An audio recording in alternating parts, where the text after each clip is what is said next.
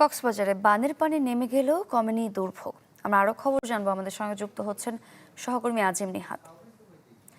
আজিম নিহাত, বলছিলাম দুর্ভোগ কমেনি এবং সবচেয়ে বড় ধাক্কাটা লেগেছে মৎস্য খাতে, সেই সার্বিক চিত্রটি নিয়ে জানাবেন।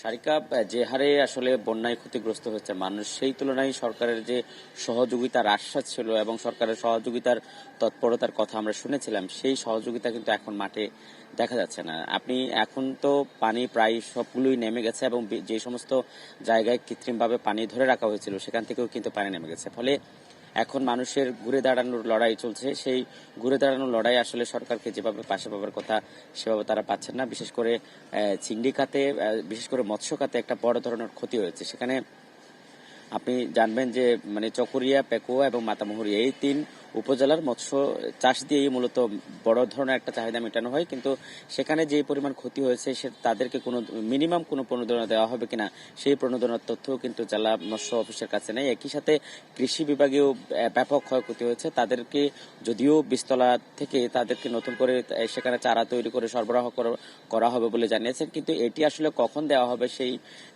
বিষয়টি কৃষি বিভাগের কাছে এখনো পর্যন্ত তথ্য নেই। কারণ আপনি জানেন যে এখন আমনের পুরো মৌসুম চলছে। এখন যদি রোপণ করতে দেরি হয় ফলে সেই চাষ কিন্তু অনেক দেরিতে হয়ে যাবে এবং অনেক সময় সেটি উৎপাদন ব্যাঘাত ঘটতে পারে। সে কারণে তারা চায় যে দ্রুত সময়ের মধ্যে সরকার যেন সহযোগিতা করে। একই সাথে রাস্তাঘাট, বিভিন্ন ধরনের টয়লেট, টিউবওয়েল সহ যে সমস্ত ক্ষয়ক্ষতি হয়েছে সেগুলো যদি কিছুটা হলেও সরকার সহযোগিতা করলে ফলে তাদের ঘুরে দাঁড়ানোর যে লড়াই সেই জায়গায় তাদের কিছুটা হলেও কাজে আসবে।